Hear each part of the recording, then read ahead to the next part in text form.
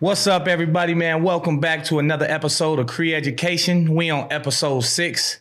Man, time flies, man. Yeah. Absolutely. I'm your boy, Steff Weezy. I'm the boy, Dai Dai. You already know Dai Dai's products. Well, they call me Plaga, but we're not worried about what I do. Yes, sir. Let's get right into it. Always short and sweet. Yeah, so, man, shout out to my boy, Dai Dai, man. You can see his shirt, man. It says rents due, you know? Mm-hmm. And that's pretty much what we're talking about today. We're talking about real estate. We're going to talk about the ins and outs and the things that I know about real estate. I don't know too much, but I'm just going to bring y'all back from what I do know. So as a kid, you know, always hear about houses and, you know, I wasn't educated on real estate. Right. Most and whatnot. And I'm like, you know, I didn't know that you only could put down a certain percentage to be in a house, you know. Mm-hmm. All I heard was this house is $300,000. So instantly in my brain, you know, with me not being educated or knowing to tell me that you don't, you know, that's not how much you have to initially pay. I never even heard of a loan. I didn't know anything about a loan. Mm-hmm. I didn't know how to get it. In my mind, I'm like, how the hell am I going to come up with $300,000? So I sort of just like moved that out my brain of being a homeowner. Mm-hmm. And I'm like, all right, rent, okay, $1,200. That's more, you know what I'm saying? That's more in my range, more of what I can get. But I feel like we have a lot of like, in the inner city community, like it's a lot of like, how do I say this? Like, it's a lot of people that think the way I thought back then. You know what I'm saying? Not even in inner city community, people that just aren't educated on the process at all. Right, in the whole process. And it's not like, now that I understand more, it's not that hard to get into a property. But there's still that fear, which we go back and we said in prior episodes, there's a lot of things that... Trauma. And I'm gonna keep it a buck with y'all. I'm one of them trauma people. And I'm like, it's still something that it's like, what am I waiting for? Mm-hmm. I should have been on it. And everybody around me, you know, Plaga, you know, Dai Dai, everybody's getting their properties. And I'm seeing it all throughout my social media feed. Property, just closed. And I just closed my door, you know what I'm saying, to a crib that I'm renting, you know what I mean? For sure. That's it. But it's a tough process though, man. It's a tough process to get yourself started. And it is a leap of faith in a sense because for most of us don't know the process. And if they do know, someone taught it to us. But when you're going through it, it's even more different than when you were taught it. Yeah. Because there's always different things that come up that, I didn't mention you needed an inspector and you needed a general contractor and you're like, what is all that for? Like, I thought it was just the house and you buy it and then that's it. Like, no, it's a whole process that happens that gets yourself. I mean, for me, through the first property that I got, man, I had about 4 or 5 different properties we went and looked at. And got you. I was like, nah, man, this ain't the one, man. This ain't the one. I was thinking more of a personal home buy. Okay, got you. Know, so I thought I was gonna buy one for me. Like I was gonna get myself data and D4 and all that. Yep. Got you. But then I had to get with some of my mentors and some friends and talk about like, do you want this to be a business decision? Do you want this to be some income that's coming in, or do you want to be paying for something? Yeah. Come on, man. I want to build make some money. Yeah. You know what I mean? I want to make some money.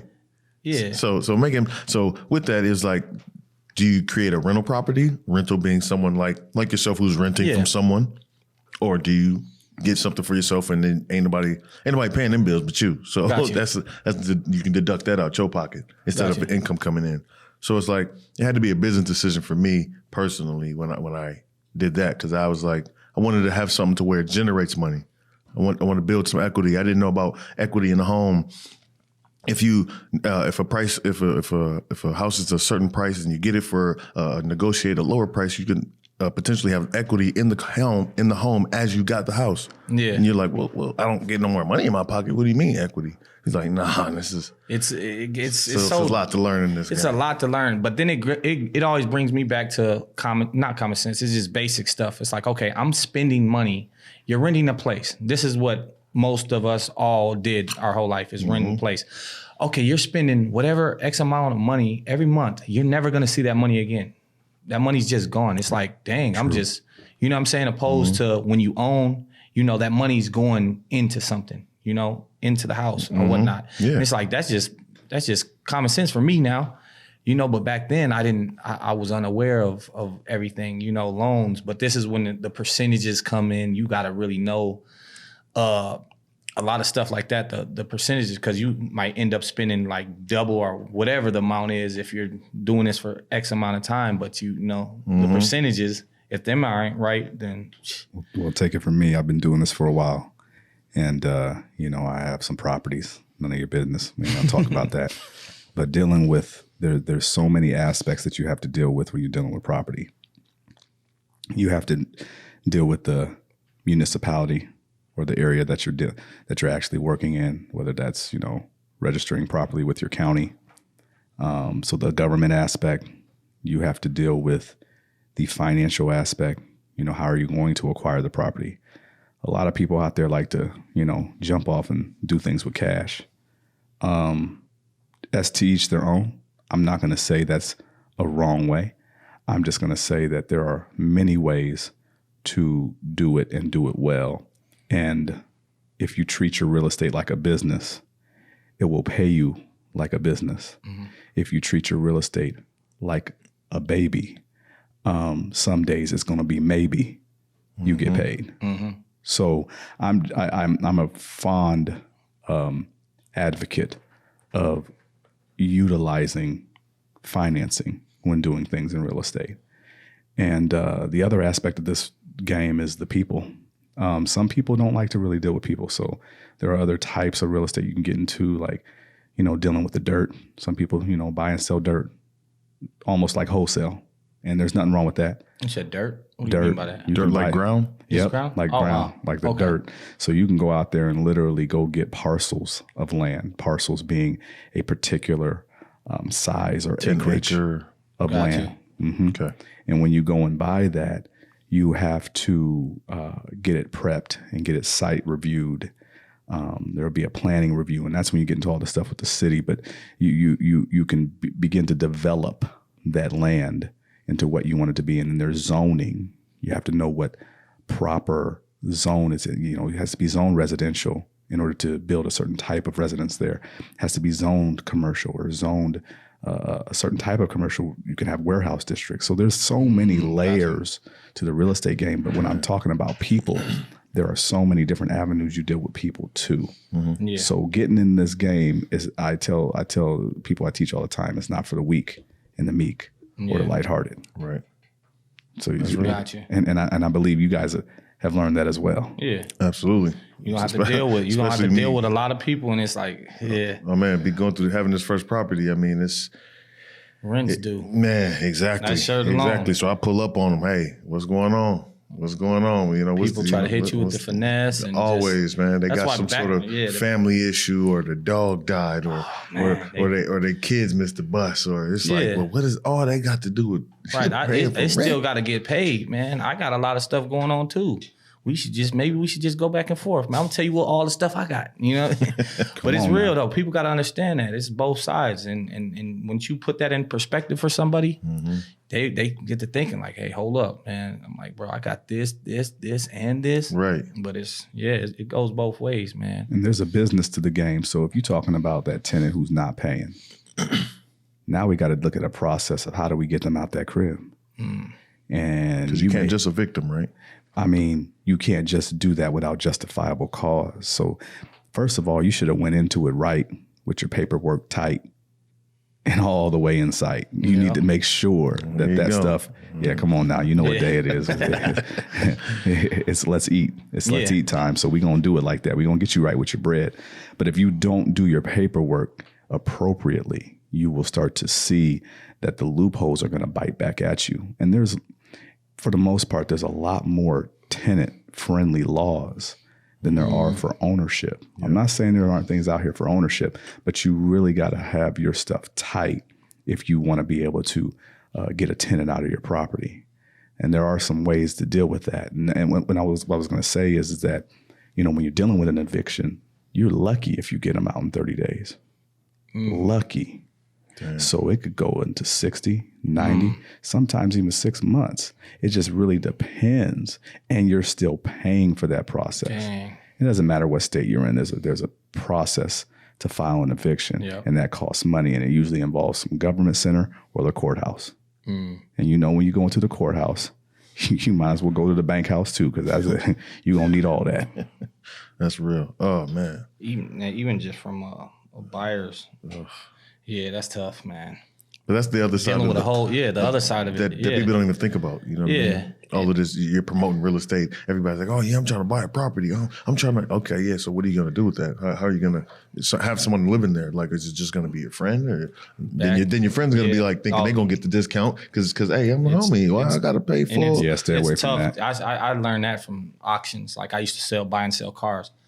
I couldn't do business with people that I know. Come on. Because they're just too close. There's something that comes up with the car. They come back, hey, I need this fixed. I'm like, this is an auction car. I sold it to you for the low. Like, you want me to, you know what I'm saying? It's just bad business. Even from like titles getting transferred. Like, you got to be on top of that. Even with like, well, from what I see on the outside looking in, not a homeowner yet, but like just the tenants that you choose. That background check is like very important, I can tell. Like, you know, you got to see who's up in your house, man. For sure. You had an eviction. Let me see what's going on. Let me dig deeper into this. Let me get some references. Let me, you know. Like, come on now. Because if they dogging other places out, what makes you think they ain't going to dog you out? Come on now. End up costing you more money. So, facts. Yeah. And I know for a fact that there's some listeners out here. They're the ones that we be kicking out. Unfortunately. And I ain't mad at y'all, but I'm just trying to say, you got to understand, like, you trying to get your paper right. You trying to run your business. How are you going to occupy somebody else's business and not treat it right or treat it with respect? And just because you pay rent doesn't mean you can destroy someone's property. Yeah.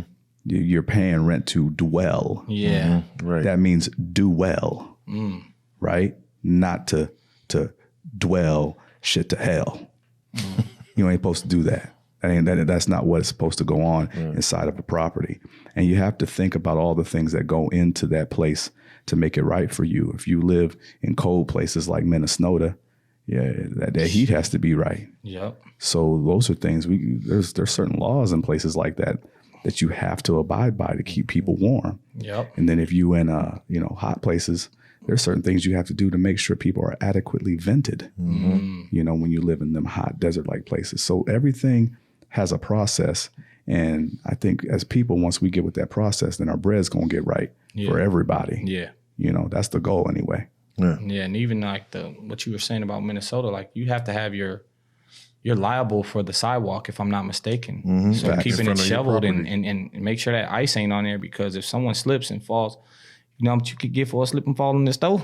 You know what I mean? You remember Friday? That's right. You gotta Got to be properly insured. Yeah. Because, that dwelling insurance, that's important. It slips and falls happen and it's real.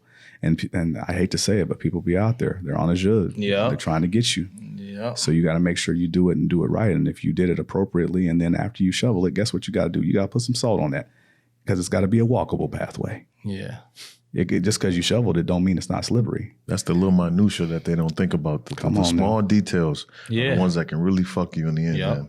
All day. And my best thing is experience too, man. Like even you going through your whole homeowner process, it's experience. So you learned a lot from that, you know. And shout out to El Plaga, you know, he's gave us a lot of game on experience. And it's like he went through it all. Like Jay-Z said, Hov go through that, so you ain't got to go through that. You know what I mean? I went through all of these bumps. I'm showing you what to prepare for. So I'm dang near, you know what I'm saying? And with the Let's Eat packages, you know, you're going to get more into that. You know, we went through all the bumps and stuff, so you don't have to, you know, starting things from scratch and everything. And just in general, I wanted to talk to the people out there that just want to get into a home, you know? In general, like I want to, even if you want to just live in it, you don't have to have $250,000. No. You know, I'm just letting you know that you don't have to have $250,000. If you have a good job for a couple of years, and there's plenty more ways, but if you had a good job for a couple of years with good credit, you're good. You can get into a house with not that much money. Right. I ain't gonna say how much, but it's not that much money. It's affordable. It's more, you spending it on rent right now. For sure. And even when you don't have all the things aligned, right? Because sometimes, you know, I know we talking to our people out here. We're going to try and get them right. There are other opportunities and other things. You know, for instance, I dibble dabble in programs. I have programs where I actually give people a chance to get into housing. And with a bad background, right? You know, with a bad background, no background. And at the end of the day, a lot of the things, I'm not going to go into what I look at, but one of the things that we can do is a lease to own or a rent to own option where, if you really want that to be your home, you holler with the right type of perspective and you show that hard work and that dedication that you actually care for the property. We start to apply what you've been paying toward what you're trying to get in the end. Oh, wow. So those are opportunities like that. Or, a lot of things that we start up with, I start people in smaller units and I watch what they do with a smaller unit. And I see if they can handle something else. Then if I really feeling them, kind of like what I did with you guys in a different scenario, of course, because you guys are different. You entrepreneurs, you businessmen, but people that need to just get their life right. I'll pull them up under the wing and I'll teach them a little bit of game and make sure that they know how to eat. So when they learn how to eat, they'll be able to get off the street. You know what I'm saying? So I don't only get on the microphone and rhyme. I get out here and do some time and find a way to grind, Yeah. Anyway, that was mine. So. Hey man, we need to put a beat behind that, man, and we running that. No, that's man. You hit so many things right on the head because it's so real that people don't realize how tangible it is. Like you can actually do that. It's so futuristic for so many people that they don't put it into perspective as something that they could be applying now. You know what I mean? Because most of us don't have the means for it at the time of whenever the information comes, but now you have the information to say, I know this way is going to work on getting my end goal, which is that crib or that car or whatever it is. Yep. There's a process to everything. Mm-hmm. That's real. When you're looking at some of these things, this, I'm going to give you what I call my real estate due diligence list. I got about 11 things here that I'm going to go ahead and give you on this thing we call the sampler. Right now, you guys are listening to the sampler. And on this Let's Eat edition, what we do is we break things down for you. So as you get out the sampler, you can go on to the appetizer. And then if you still got an appetite, we're going to give you that meal, that value meal. Then we bring you to the entree. Then if you're ready, we take you all the way. And that's the buffet. Come on, man. So we don't stop eating. Come on now. You don't stop. You know how it is at the buffet. You got that plate. You get whatever you want. Keep getting up. As many times as you want to. I don't stop sitting down. So the things that I have on my little list I want to help you with. Number one, and I want to expand on these guys, so feel free to chime in, is the population in the area that you're looking at, your real estate or where you want to live or even where we want to buy as an ownership. Is the population expanding? Okay. What does the growth rate look like in the area? So does that have anything to do with the regentrification that's happening in the cities that are? See, now you're getting into a dynamic. Population in general. Just the people. Fact that, like, let's take example. We talked about Minnesota. Let's talk about the Twin Cities. The Twin Cities is growing, right? And as it's growing, where is it growing? Can you pinpoint the zip codes where it's growing? And then if you acquire a property where it's growing, not just where it's growing, but where are they doing industry? Because industry means jobs. Jobs means people. People means money. And when that goes up, the tax process grows up, which gives you a value and equity that goes up too. Properties going up, everything. Come on now. Going up. So that's what I mean by number one, population expansion. Number two, we got the crime rate. Now, a lot of people look at this, Plaga is different. I look at the crime rate as a pay rate.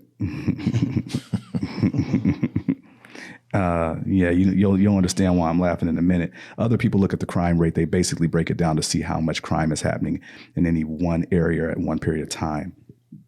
And I get that because safety is important, right? You want to be able to understand whether or not the home and where you live at is safe.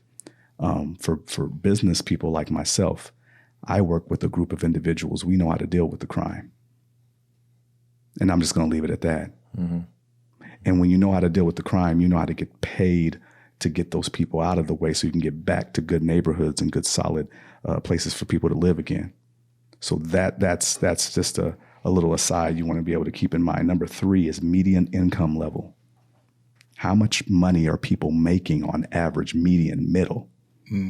When you go and look at these different spaces and these different parcels, what's your school proximity? Okay, right? You got children? Yeah, I know you do. Do you want them to go to good schools or bad schools? Good schools. Come on now. So that's a huge decision-making process for a lot of people when looking at this. Shopping proximity. Where are all the quality amenities around the neighborhood? You know, that goes back into that thing, that attribute of population exploding. Number 6, I'm almost done. I promise you guys, I'm gonna get you there. The proximity from highways and transport.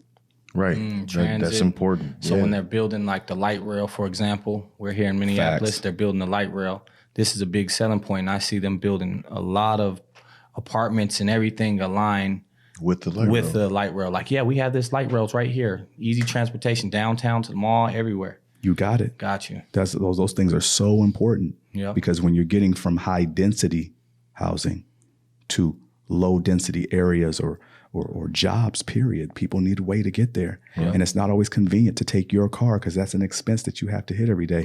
So public transportation or good public transportation is an attribute. Number 7 is costs per square foot comparisons, right? So you basically take the price of the property and you divide it by its square footage, and that gives you a cost per square foot. Start to run those numbers in different zip codes, and you'll start to get an idea of what's going on in them neighborhoods. Right. You go to New York, you paying $1,500 for a box. Come on now. Then you go to Texas. Then you go to Texas, and you get a mansion for $1,500. So come on now. Hold up. Tell me. A whole bunch of acres. I was in the studio apartment. I was in the studio for $1,500 in New York. That was just LIU days. See, that's deep. That's deep. And you can get like 18, 20 acres in Montana for like 40 grand.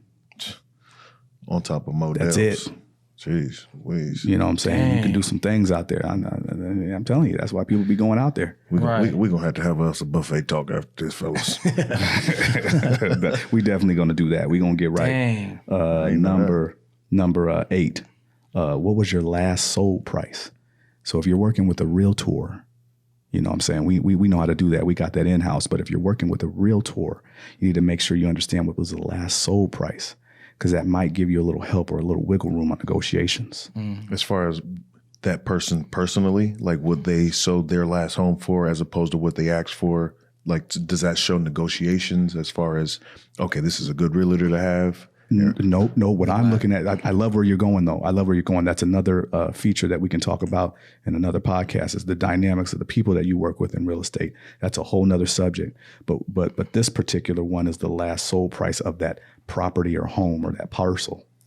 You learn what it was sold for the last time it was sold for and figure out how many years in between that was there. And you can figure out basically what they're going to be getting in equity. And I don't like looking in other people's pocket. But when it comes to mine, I got to figure out what you're getting with yours a little bit too, so we can find a middle of the road. Because sometimes people will jump that price up on you. For sure. Is that like saying like if all these houses on the block are appraised at $200,000, you don't want to sell yours for $150,000? Is that what you're saying? That's another aspect. So that's valuation. Gotcha. You're getting into valuation. All right. Yeah. All I'm simply saying is everybody out there listening, and my brothers right here, I'm gonna hook you up with this little morsel of wisdom. Know what the last sold price was on your property. It will do you right. Got you. And then if you can get into why, now we're getting a piece of that pie. All right, it's gonna help you. I promise you. I got 3 more. Number 9 is asking rents. You just want to know what the going rate for rent is around the area that you're in. That helps you know the value of what you're dealing with your property. You want to know vacancy rates. How many buildings or how many properties have openings or empty units? Because if they're vacant, there's a reason they vacant. Right. So you need to get understanding that there's properties in certain parts of the country that are near swampland. They vacant because that flood level ain't right. Right. The ground too mushy. Okay. Think about that for a second. And you can figure out vacancy rates from the Census Bureau. And the last but not least, is it city rent controlled? It's a great topic. Is that like government assistance? No, it goes a little deeper. It's like when the powers that be, the elected officials that become the powers that be, sit in a room and decide whether or not property owners can have certain types of rates of rent or not. They're basically telling Based you off what you of can what? charge people. Got you. You go. Thank you. Say that again, Brother David. Based off what? Based off what nobody knows. Oh, wow. Now they'll make up some stuff. They'll put some stuff on some paper and they'll say, this is the reason why we need the lower rates. And I just want to make sure that we're adequately satisfying the appropriate housing for the people in need and making it affordable. But really, it's little rules that apply to some, and there's some rules that apply to none. That's life. That's the deep. That's life. Yeah. Come on now. That's just my little Yeah. tidbit for y'all. That's my 11 little rules of real estate due diligence and how we look at these properties.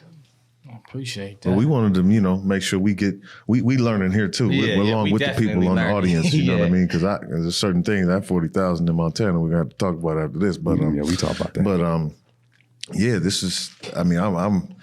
I'm stuck. You know what I mean? Learning new things about things that I already thought I knew about. And it's always a learning process too. sure. That's what I learned about life in general, not just to these properties and everything. It's like experience. You know what I'm saying? You're never gonna know until you start trying things. You know what I'm saying? Like, okay, well, what's the first step? Well, first look at a property. What do you want? Where do you want to live? You know what I'm saying? Get the information from there, Start with that. What do you House shop, qualify for? Yeah, what do you qualify for? Because you can want 300,000-400,000. If you qualify for 150, we wasting our time That's over here. instantly going to narrow your things down. So like, okay, this is what I'm qualified for. This is what I can look at. So now you just what's them called, filters on anything else. You look at the filter. Like I'm filtered. This is where these are the houses. So it went from the 500 houses to 49 houses. So Right. this is much easier. So now let me go look at these 49 houses. Right. This is what I'm qualified for, and then you can weed through that. And then jump into what you just said, Brother Dai Dai, about the realtor and the professionals that you have around you. I'm going to tell everybody listening right now, if you're dealing with somebody that you can't talk to about basic things and ask basic questions, don't sign no contract. Don't get in no bed with them. Don't do nothing with them, because what's going to end up happening is you're going to get the short end of that stick. Always. And you're going to feel played. You're going to have buyer's remorse, buyer's regret. Yeah. And you don't need to do that, especially when you're trying to have peace of mind in the place where you lay your head. So it's very important that you vet and look at the proper way to deal with the people that are professionally handling your whether it's your real estate portfolio or whether it's just the place you call home. Mm-hmm. Make sure you own that. So do yourself a favor and come on home. You know what I'm saying? We got them on in house. So we're gonna. That's why we gave y'all the menu to what all the opportunities we provide for you guys. And there's a lot more. We look forward to all of the people that's gonna reach out and tune in, because we got gems on top of gems, and I ain't talking about the best. So many avenues. You know what I mean?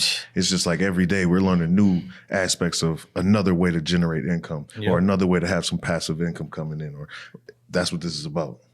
And it keeps growing, man. It's Every day. Everything I learn every day. I love it.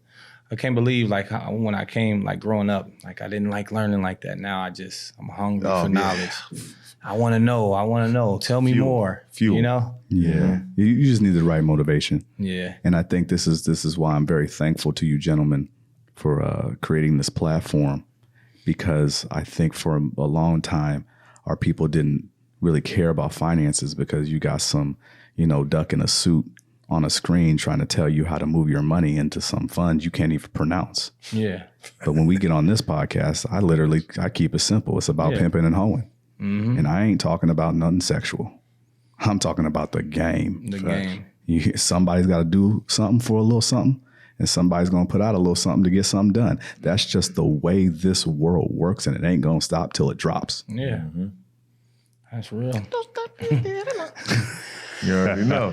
Shout out to, I want to give a brief shout out to Dai Dai's hair products. You know what I mean? You already know. And Steff Weezy, one of the ones, if y'all need some merch, it's in my link in my bio, Steff Weezy at STEFF _WEEZY. I'm Dai Dai at Dai Dai's Products Daidays.products on Instagram, Dai Dai's on Facebook, and you see why I do this on Instagram personally. But we got a lot of things cooking up in this pot, man. And I see what you're wearing today. You got the Sweat Equity joint on your head today. We coming with the Sweat Equity heavy, man. We always putting in work. It's the same thing as pimping and hoeing. This is the professional concept to pimping and hoeing. You sweat hard to do something, you get some equity out of what you done. Yep. 100%. And since we talking about sweating, it just makes me think of the ladies. And ladies, we got something for you too. It's called Luxury. Come on now. You got to go to luxury.com, LUXH as in her, URY.com. And what they're going to do for you, they're going to get you right. They're going to have you smelling right, have you feeling right, have your skin all the way tight. Go to luxury.com. Luxury.com. Come Y'all on, heard it. Yeah, so I appreciate y'all. We wrapping it up, huh? Yeah, time is You know. Okay, yeah, we got today is gonna be a little shorter episode. We got a lot going on today. Talked about that money today, so we got to slow it down. I already gave you 11 things. I ain't giving you 12. Come on now. Yeah, we gonna reach out to us. You know what I mean? Reach out to us personally. Hit our career education page. We'll have a lot of information for you within the page and the platform itself. We'll be on YouTube. We'll be on all platforms. All platforms. CareerEducation.com. CareerEducationPodcast.com. I apologize. Let me fix that up. Career Education Podcast. We're on all social media platforms as it's spelled. Career Education Podcast on everything. And I love it because I'm even considering now. I wasn't thinking about it before, but I think they're gonna put a little space on the pages for El Plaga, and I'll pop in there, for a little bit and continue to give you all these gems as you ask for them. But if you don't ask for them, then I'm gonna pass them on. I'm gonna keep it rolling. Well, man, closed mouths never get fed. That's true. That's how we do it. But you know how we do. Mic check 1 2 1 2. Mic check 1 2 1 2. We out.